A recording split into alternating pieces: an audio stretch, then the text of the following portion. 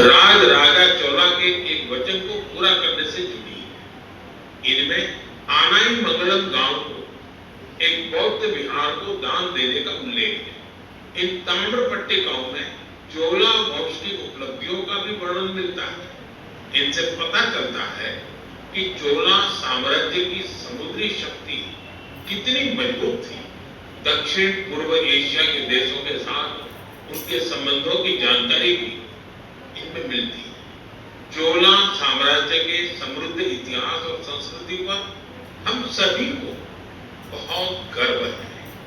साथियों, हमारी सरकार भारत की ऐसी अमूल्य धरोहरों के संरक्षण के लिए लगातार प्रयास कर रही है। इसी क्रम में ज्ञान भारतम अभियान के तहत छत्तीसगढ़ के मल्हार में भी एक महत्वपूर्ण खोज हुई है।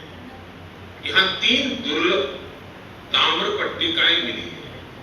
ये पांडु वंशी राजवंश के महर्षि बालार्जुन के शासनकाल से जुड़ी मानी जा रही है। विशेषज्ञ मानते हैं कि इंस्क्रिप्शन 6ठी-7वीं सदी के यानी 1400-1500 साल पुरानी ये ताम्र पट्टिकाएं प्राचीन ब्राह्मी लिपि और पाली भाषा में लिखी गई है। इनसे पंचांग हो या हमारे पर्व त्योहार, इन सब का संबंध आकाश और तारों से रहा है।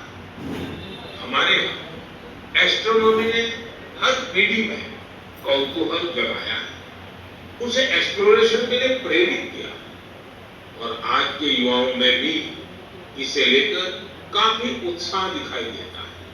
आजकल आप भी देखते होंगे देश भर में एस्ट्रोनॉमी क्लब्स तेजी से लोकप्रिय हो रहे हैं। बड़े शहरों से लेकर छोटे कस्बों तक, स्कूलों से लेकर पार्कों तक इनकी गतिविधियां दिखाई देती हैं। मुझे बेंगलोर एस्ट्रोनॉमिकल सोसाइटी के बारे में जानकारी मिली। यहाँ ऑब्जर्वेशनल सेशंस आयोजित किए जाते हैं।